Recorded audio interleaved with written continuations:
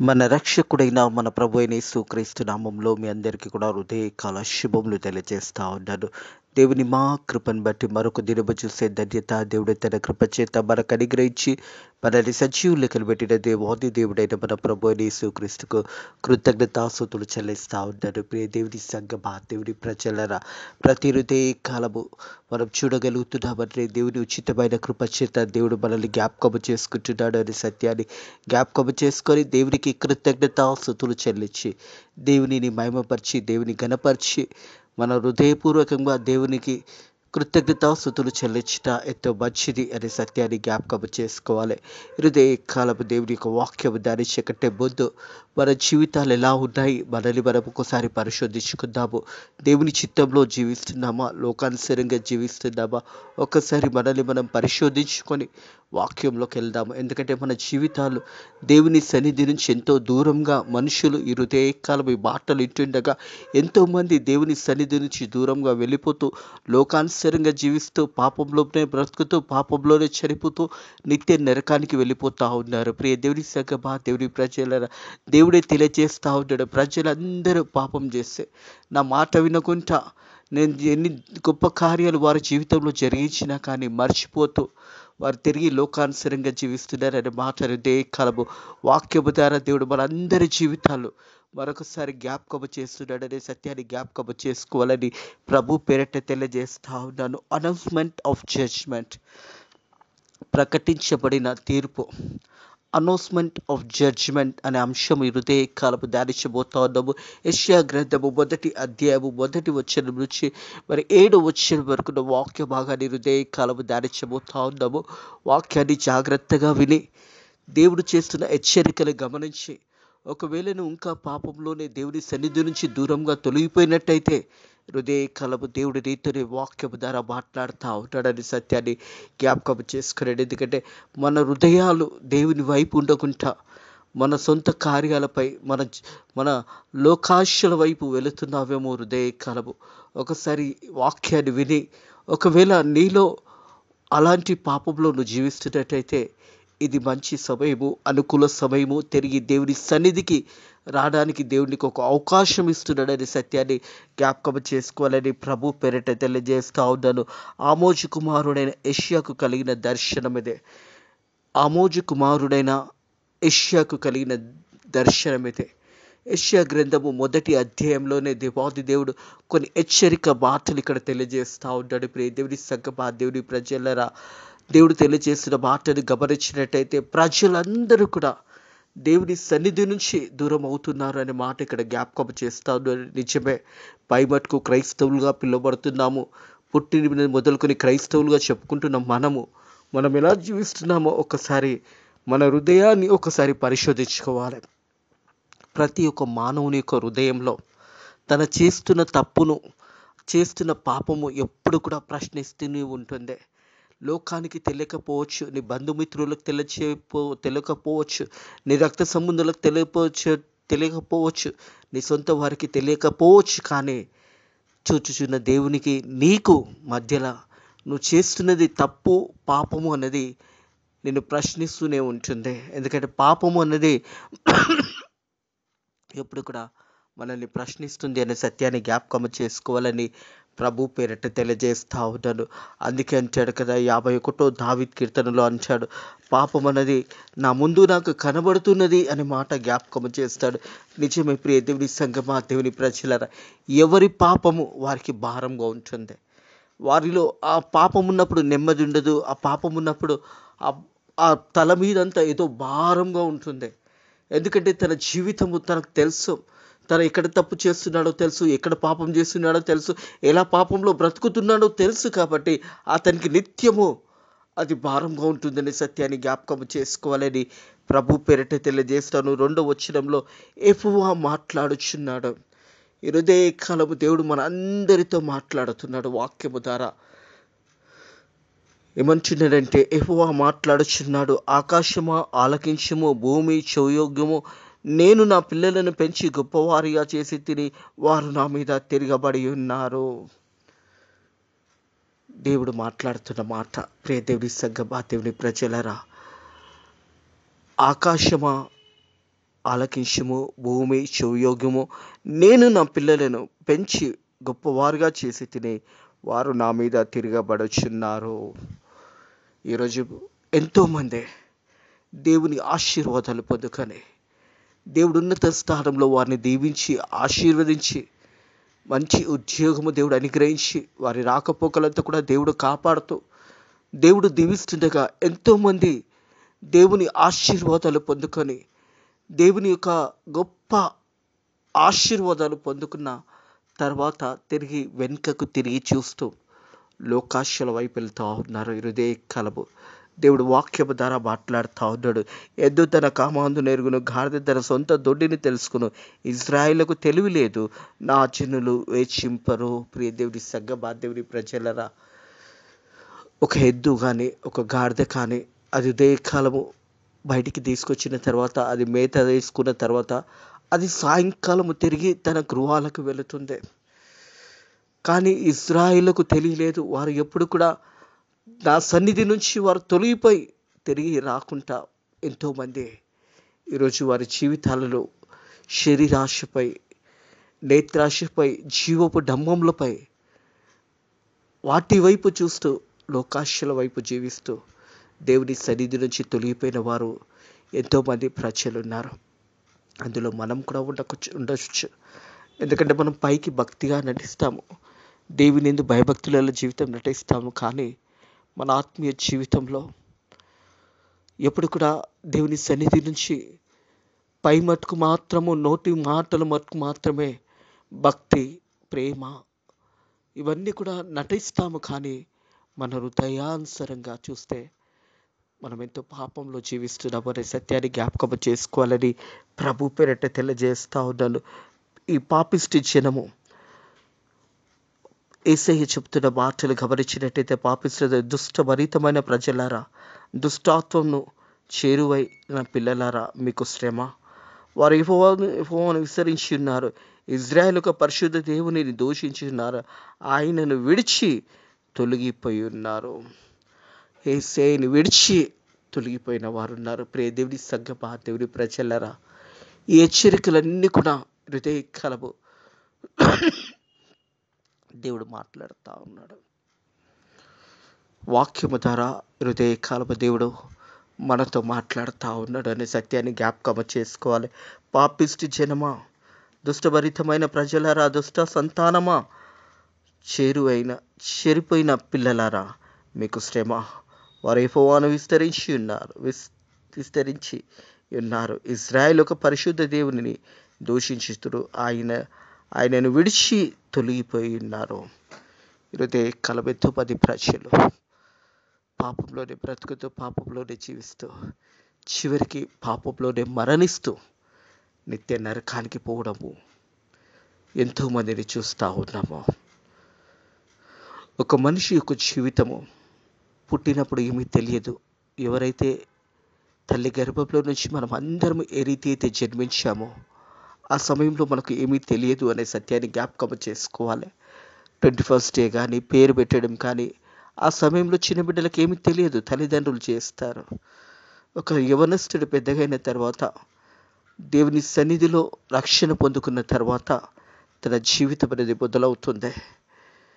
వివాహం సమయంలో ప్రకటనలు చేపించి, మరి ఆ తర్వాత వివాహ ప్రమాణాలు చేసిన తర్వాత, వివాహం చేసుకున్న తర్వాత దేవుడు వారికి ఇచ్చిన ఉన్నతమైన జీవితాన్ని, దేవుడు వారికి ఇచ్చిన ఉద్యోగాన్ని బట్టి కృతజ్ఞతాపూర్వకంగా ఉండవలసిన వారు దేవుని సన్నిధి నుంచి తొలగిపోయి, దేవుడు గర్భఫలాన్నిచ్చి, దేవుడు దీవించి ఆశీర్వదించిన తర్వాత దేవుని సన్నిధి నుంచి తొలగిపోయి ఎంతోమంది తమ జీవితాలు మధ్యాంతరంగానే ముగిస్తూ, దేవుని పిలుపు వరకు కూడా వేచి ఉండకుండా ఆత్మహత్యలు చేసుకుంటూ, ఎంతోమంది జీవితాలు, విలువైన జీవితాలు దేవుని సన్నిధి నుంచి దూరంగా తొలగిపోతూ వారి జీవితాలు అర్ధంతరంగానే ముగిస్తూ ఉన్నారు. ప్రియ దేవుని సంగమా, దేవుని ప్రజలారా, కొన్ని సందర్భంలో లోకాశల వైపు వెళ్తున్నప్పుడు, లోకాశల వైపును త్రాగుతూ తిరుగుతూ నిష్టానుసారంగా జీవిస్తున్నప్పుడు కొన్ని రోజుల తర్వాత, కొన్ని సంవత్సరముల తర్వాత నీ శరీరం అంతా కూడా పాడైపోతుంది. భయంకరమైన పాపం అనేది నీ జీవితంలో నిలిచిపోతుంది. ఆ సమయంలో నీ శరీరం అంతా కూడా బలహీనపరిచిపోతుంది. ఆ సమయంలో ఈ లోకం నుంచి నువ్వు వెళ్ళిపోవాల్సి వస్తున్నప్పుడు ఏమి వదిలేసి వెళుతున్నావో ఒక్కసారి ఆలోచించండి. ఒక మనిషి పుట్టినప్పుడు ఏమీ తెలియదు, జీవించిన తర్వాత ఏమీ తెలియదు, కానీ చనిపోయిన తర్వాత తన జీవితం అంతా కూడా బయటికి వస్తుంది. అది వాక్యం అంటుంది, ఒకని జన్మదినము కంటే మరణ దినం ఎంతో మేలు. నిజమే, ఒక మనిషి జన్మించినప్పుడు ఏమీ తెలియదు, కానీ తన జీవిత విధానం అన్నది, జీవించిన విధానం అన్నది తను చనిపోయినాకనే తెలుస్తుంది అనే సత్యాన్ని జ్ఞాపకం చేసుకోవాలి. ఇక్కడ దేవుడు పలుకుతున్న మాట, పాపిష్టి జనమా, దుష్టభరితమైన ప్రజలారా, దుష్ట సంతానమా, చెరిపోయిన పిల్లలారా, మీకు శ్రమ.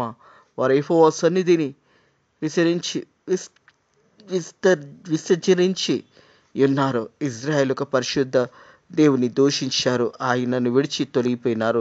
నిత్యము తిరుగుబాటు చేయొచ్చు, మీరు ఎలా ఇంకా కట్టబడుదురు అనే మాట జ్ఞాపకం చేయబడుతుంది. నిత్యము దేవుని సన్నిధి నుంచి తొలగిపోతూ ఎలా మీ జీవితాలు మీరు కట్టుకుంటారు? పాపంలోనే జీవిస్తూ, పాపంలోనే బ్రతుకుతూ, పాపంలోనే మీ జీవితాలు సాగిస్తున్నారు అనే మాట జ్ఞాపకం చేస్తూ ఉంటాడు. ప్రియ దేవుని సంఘం, ప్రతి వాడు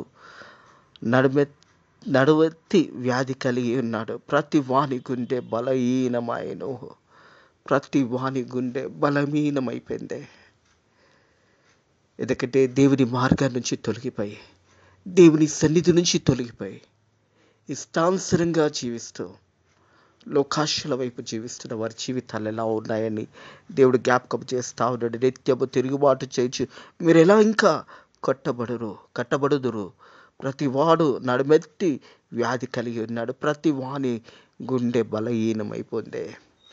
పాపంలో జీవిస్తూ, పాపంలో బ్రతుకుతున్న వారి జీవితాలు బలహీనమైపోతాయి. గుండె కూడా బలహీనమైపోతుంది. ఎప్పుడు చూసినా ఇతరులను బాధ పెట్టడము, ఇతరులకు శ్రమలు కలిగించడము, ఇతరులకు కష్టాలు కలిగించడము, ఇవన్నీ కూడా మనిషి యొక్క గుండెని కూడా బలహీనంగా చేయబడుతుంది. దేవుని మార్గం నుంచి తొలగిపోయిన ఆ ప్రజలు, ప్రతివాడు నడుమెత్తి వ్యాధి కలిగి, ప్రతివాని గుండె బలహీన, అరకాలు మొదలుకొని తల వరకు స్వస్థత కొంచెమైనా లేదో. అరకాలు మొదలుకొని కాలు వరకు, తల నుంచి కాళ్ళ వరకు ఏమాత్రము స్వస్థత లేదు. ఈరోజు ఎంతోమంది ధనవంతులు, ఐశ్వర్యవంతులు, వారి పిల్లల జీవితాలు చేస్తే రోగములతో బాధపడుతూ ఉన్నారు. గుండె జబ్బులు, క్యాన్సర్ రోగంతో, అలాగే ఎన్నో భయంకరమైన రోగాలతో వారు బాధపడడానికి కారణం ఏంటంటే పాపం వల్ల వచ్చే జీవితము, మరణము. ఇంట్లో నెమ్మది ఉండదు, ఇంట్లో సమాధానం ఉండదు. ఎప్పుడు చూసినా హాస్పిటల్ చుట్టూ తిరుగుతూ ఉంటారు. వారి గాయములు అనేది ఎన్నడూ కూడా మానక, వారి జీవితాలలో నెమ్మది లేకుండా, వారి జీవితాలలో సమాధానం లేకుండా ఎంతో మంది జీవితాలు భయంకరమైన స్థితిలోకి వెళ్ళిపోవడానికి కారణం ఏంటంటే పాపము వల్ల వచ్చే జీవితము, మరణమే. ప్రియ దేవుని సంఘమా, దేవుని ప్రజలు ఈరోజు పాపంలో జీవిస్తూ, పాపంలోనే వారి జీవితాలు చూసినట్టయితే వాక్యము తెలియజేస్తూ ఉన్నది. ప్రియ దేవుని సంఘమా, దేవుని అరకాలు మొదలుకొని తల వరకు స్వస్థత కొంచెమైనా లేదు. ఎక్కడ చూచినా గాయంలో, దెబ్బలు, పచ్చి పుండ్లు, అవి పిండింపబడలేదు, కట్టబడలేదు, తైలముతో మెత్తన చేయబడలేదు. ప్రియ దేవుని సంఘమా, దేవుని ప్రజలు, శరీరం అంతా కూడా రోగాలతో, శరీరం అంతా కూడా అనేక వ్యాధులు కలిగే వారి యొక్క శరీరంలోనంట కొంచెమైనా స్వస్థత లేదు. అరకాలు మొదలుకొని తల వరకు వారి జీవితాలలో ఆ పాపంతో నిండి ఉన్నప్పుడు, వారి యొక్క జీవితాలలో ఎప్పుడు చూసినా శ్రమ, ఎప్పుడు చూసినా బాధ, ఎప్పుడు చూసినా దుఃఖము, వ్యాధి కలిగి వారి యొక్క జీవితాలలో పిల్లలు చూసినప్పుడు, పిల్లలు కూడా రోగాలతో బాధపడుతున్నారు అంటే తల్లిదండ్రుల ఒక పాపము వల్ల ఈరోజు పిల్లలు కూడా ఆ ఒక పాపములో వారి జీవితాలు అలా నలిగిపోవడానికి కారణం ఒకవేళ తల్లిదండ్రులే కావచ్చు, లేదా మన పాపము కావచ్చు. మనము సంపాదించిన ఆస్తులు అన్యాయంగా సంపాదిస్తున్నామేమో, అన్యాయంగా జీవిస్తున్నామేమో, ఎవరినైనా బాధ పెట్టి మనం జీవిస్తున్నామేమో. అలాగే దేవునిని మర్చిపోయి నీ ఇష్టానుసారంగా నువ్వు జీవిస్తున్నావేమో. హృదయ కాలం ఒక్కసారి నిన్ను పరిశోధించుకోవాలని ప్రభు పేరిట తెలియజేస్తా ఉన్నాను. ప్రియ దేవుని సంగమా, దేవుని ప్రజలరా, ఎప్పుడైతే పాపము వల్ల వచ్చే జీతము మరణము, అలాగే అనేక వ్యాధులు, అనేక రోగాలు కుటుంబంలో ఉంటున్నాయి అంటే కారణము పాపమే. ఆ పాపం అక్కడితో వెళ్ళిపోతావు, దేశంలో కూడా పాడైపోతాయి. దేశంలో కూడా ప్రజలందరికీ అనేకమైన భయంకరమైన వ్యాధులు రావడానికి కారణం కూడా పాపమే కావచ్చు. ప్రియ దేవుని సంగమా, మీ దేశము పాడైపోయిన, మీ పట్టణంలో అగ్ని చేత కాల్చబడి ఉన్నాయి. మీ దేశము పాడైపోతుంది. ఎందుకంటే దేవుని మాటకు లోబడకుండా, దేవుని చిత్తానుసారంగా జీవించకుండా, దేవుని ఆజ్ఞకు లోబడినప్పుడు ఆ పట్టణం కూడా అగ్ని చేత కాల్చబడుతుంది. జనవరి మాసంలో లాస్ ఏంజెల్లో జరిగిన సంఘటనను జ్ఞాపకం చేయబడుతుంది. వారు ఒక పెద్ద మీటింగ్ పెట్టుకొని ఆ ఫిలిం ఇండస్ట్రీ అంతా కూడా మేమే గొప్పవారము, మేము ఇవన్నీ మేమే సృష్టించుకున్నాము, మా వల్ల కలిగినాయి అని మార్కులు వేసుకుంటూ సృష్టికర్త అయిన దేవుని దగ్గరకు వచ్చినప్పుడు 0 మార్కులు వేశారు. దేవుడు మాకేమీ చేయలేదు, మేమే పట్టణంని కట్టుకున్నాము అని విర్రవీగి మాట్లాడారు. ప్రియ దేవుని సంగమా, దేవుని ప్రజలరా, లాస్ ఏంజెల్ పట్టణం అంతా కూడా కాల్చబడిందే.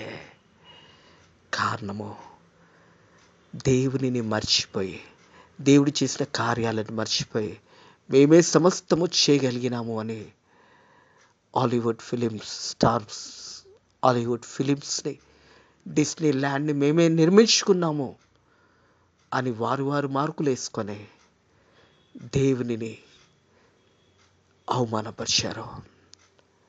దేవుడు మాకేమీ చేయలేదు అని దేవునికి 0 మార్క్స్ వేసిన 2వ రోజే లాస్ ఏంజెల్ పట్టణం అంతా కూడా అగ్ని చేత కాల్చబడింది. మొత్తము బూడిదైపోయింది. అప్పటి వరకు సంపాదించిన కోట్ల రూపాయలు బూడిద పాలైపోయినాయి. వారి కార్లు, వారి బంగ్లాలు, వారి విల్లులు సమస్తము కాల్చబడింది. అందుకే దేవుడి వాక్యం ఏమంటుంది? మీ దేశము పాడైన, మీ పట్టణంలో అగ్ని చేత కాల్చబడి, మీ ఎదుట అన్యులు మీ భూమిని తీసుకొనిచున్నారు.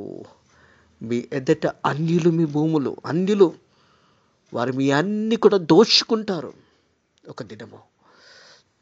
అలాగే కింది వచ్చినప్పుడు చూసినట్టయితే, మీ ఎదుట అన్యులు మీ భూమిని తీసివేయుచున్నారు, అన్యులకు తటస్థించి నాశనం వలె అది పాడైపోయిను అనే మాట జ్ఞాపకం చేయబడుతుంది. ప్రియ దేవుని సంగమా, దేవుని ప్రజలరా, పాపం వల్ల మన జీవితాలు, మన పిల్లల జీవితాలు రోగములతో, అనేకమైన వ్యాధులతో, కొత్త వ్యాధులు వస్తాయి. తల నుంచి అరకాల వరకు ఇంత కూడా స్వస్థత ఉండదు. ఆ పుండ్లు పచ్చి పుండ్లుగా ఉంటాయి. ఎప్పుడు చూసినా నొప్పి, ఎప్పుడు చూసినా బాధ, ఎప్పుడు చూసినా శ్రమ కారణము. అందుకే అంటున్నాడు కదా, యెహోవా మాట్లాడుచున్నాడు, ఆకాశమా ఆలకించుము, భూమి చెవియొగ్గుము, నా పిల్లలు పెంచి గొప్పవారుగా చేసి తిని వారు నా మీద తిరగబడి ఉన్నారు. వారందరూ కూడా, తిరగబడిన వారందరికీ కూడా శ్రమ వస్తుంది. అరికాలు మొదలుకొని తల వరకు ఏమాత్రము స్వస్థత ఉండదు, ఏమాత్రము శరీరంలో స్వస్థత ఉండదు. ప్రియ దేవుని సంగమా, దేవుని ప్రజలరా, దేవుని వాక్యం వైపు తిరిగి మన జీవితాలు మనం కట్టుకున్నట్టయితే, యోహాను సువార్త 1వ అధ్యాయము 9వ వచనము ప్రకారము, ప్రియ దేవుని సంగమా, దేవుని ప్రజలరా, నువ్వు దేవుని వైపు తిరిగినట్టయితే నీ పాపాలు క్షమించబడతాయి అనే సత్యాన్ని జ్ఞాపకం చేసుకోవాలని ప్రభు పేరిట తెలియజేస్తా ఉన్నారు. మొదటి యోహాను రాసిన పత్రిక 1 అధ్యాయం 9 మన పాపములు మనం ఒప్పుకునే యెడల ఆయన నమ్మదగినవాడు నీతిమంతుడు గనక ఆయన మన పాపములను క్షమించి సమస్త దుర్నీతి నుంచి మనల్ని విడిపిస్తాడు. ఒక గొప్ప అవకాశం ఉన్నది. ఈ హృదయ కాలం కూడా యేసయ్య తండ్రి కుడి పార్శ్వంలో కూర్చొని 2 చేతులు చాపి నిన్ను నన్ను పిలుస్తా ఉన్నాడు. నువ్వెంత పెద్ద పాపివైనా కానీ ఒక శుభవార్త పడుతుంది. నీ పాపాలను క్షమించడానికి యేసే సిద్ధంగా ఉన్నాడు. నువ్వు నోరు తెరిచి, ప్రభువా నేను పాపిని ప్రభువా, ఇన్ని రోజులు నేను లోకానుసారంగా జీవించాను, నాకు నెమ్మది లేదు, నాకు శాంతి లేదు, నాకు సమాధానం లేదు, నా రూమ్లో ఎప్పుడు చూసినా భయంకరమైన స్థితిలో ఉన్నాము, అనేకమైన రోగములతో మేము బాధపడుతున్నాము, వ్యాధులతో బాధపడుతున్నాము, పచ్చి పుండ్ల వల్ల విన్నాయి. యేసయ్యా అవును ప్రభువా నేను పాపం చేశాను, నా పాపంలో క్షమించు అని నువ్వు ప్రార్థన చేసినట్టయితే హృదయ కలబేసే నీ పాపాలు క్షమించడానికి సిద్ధంగా ఉన్నాడు. నువ్వు నోరు తెరిచి, నువ్వు ఎవరైనా కావచ్చు, క్రైస్తత్వం అనేది ఒక కులము కాదు, ఒక మతము కాదు, సర్వలోకానికి సృష్టికర్త అయిన దేవాది దేవుడు. హృదయ కాలము నువ్వు ఒకవేళ నువ్వు పాపంలో బ్రతుకుతున్నట్టయితే 51 దావీదు కీర్తన, దావీదు తన పాపం చేసినప్పుడు ప్రాయశ్చిత్తం పొందుకున్న కీర్తన. దావీదుని క్షమించిన దేవాది దేవుడు నిన్ను నన్ను క్షమించడానికి కూడా దేవుడు సిద్ధంగా ఉన్నాడు. ఇది అనుకూల సమయము, ఇది మంచి సమయము. ప్రియ సహోదరుడా, ప్రియ సహోదరి, ప్రియ అన్న, ప్రియ చెల్లి, ప్రియ అక్క, ప్రియ తమ్ముడు, దేవుడు నేను క్షమించడానికి సిద్ధంగా ఉన్నాడు. అందుకే అంటున్నారు కదా, వాక్యం అంటా ఉంది, మిమ్మల్ని కడుకొనండి, శుద్ధి చేసుకునండి, మీ దోషములు నాకు కనబడకుండా వాటిని తొలగింపుడే. ఇదే మంచి అవకాశము దేవుడు నీకు ఇస్తా ఉన్నాడు. నీ పాపములను క్షమించడానికి దేవుడు సిద్ధంగా ఉన్నాడు. నువ్వు నోరు తెరిచి నీ పాపాలు ఒప్పుకున్నట్టయితే యేసయ్య నీ పాపాలు క్షమించి సమస్త దుర్నీతి నుంచి మిమ్మల్ని విడిపించి మిమ్మల్ని పవిత్రులుగా చేయడానికి యేసయ్య సిద్ధంగా ఉన్నాడు. ఒకవేళ నువ్వు దేవుని సన్నిధి నుంచి, దేవుని మార్గం నుంచి తొలగిపోయినట్టయితే తిరిగి యేసయ్య నిన్ను పిలుస్తూ ఉన్నాడు. తిరిగి నువ్వు యేసయ్యతో వచ్చినట్టయితే నీ జీవితము, నీ కుటుంబము రక్షించబడుతుంది. అట్టి కృప దేవుడు మీకును మీ కుటుంబములకు అనుగ్రహించునుగాక. ఆమేన్. ప్రార్థన చేసుకుందాము. Thank you Lord, thank you Jesus, thank you Holy Spirit. పరిశుద్ధుడ దేవా, నీ వాక్యము ద్వారా మాతో మాట్లాడి, హెచ్చరిక మాటల ద్వారా మాతో మాట్లాడి, తిరిగి నా దగ్గరకు వచ్చినట్టయితే మీ పాపాలు క్షమిస్తానని వాక్యము ద్వారా మాతో మాట్లాడి మనల్ని బలపరిచిన దేవా నీకు వందనములు, స్తోత్రములు తండ్రి. వాక్య బిడ్డలు ఎవరైనాను నీ సన్నిధి నుంచి తొలగిపోయినట్టయితే తిరిగి ఆ బిడ్డలు నీ వైపు వస్తున్నట్టయితే తండ్రి నువ్వు వారిని క్షమిస్తున్నందుకు నీ కృతజ్ఞతాస్తుతులు. వారి నోరు తెచ్చి పాపంలో ఒప్పుకున్నప్పుడు వారిని సమస్త దుర్నీతి నుంచి విడిపించి తిరిగి నువ్వు పవిత్రులుగా ఆ బిడ్డలను చేయబోతున్నందుకు కూడా నీకు కృతజ్ఞతాస్తుతులు చెల్లిస్తున్నాను తండ్రి. వాక్య బిడ్డలందరూ కూడా తండ్రి వారి వాక్యం ద్వారా వారు విని ఒకవేళ నీ సన్నిధి నుంచి తొలగిపోయిన ప్రతి వారు కూడా తిరిగి నీ వైపు వస్తుండగా నేను ఆ బిడ్డలను దీవిస్తూ ఆశీర్వదిస్తున్నందుకు కూడా నీ కృతజ్ఞతాస్తుతులు చెల్లిస్తూ నజరుడైన యేసుక్రీస్తు నామములో ఈ ప్రార్థనని వేడుకుంటున్నాము తండ్రి. ఆమేన్. మన తండ్రి యొక్కయు, కుమారుని యొక్కయు, పరిశుద్ధాత్మ యొక్కయు త్రియేక దేవుని సకల దీవెనలు, సకల ఆశీర్వాదాలు మీకు, మీ కుటుంబములకు ఎప్పుడు ఎల్లప్పుడూ సదాకాలము తోడై నీడైండును గాక. ఆమేన్.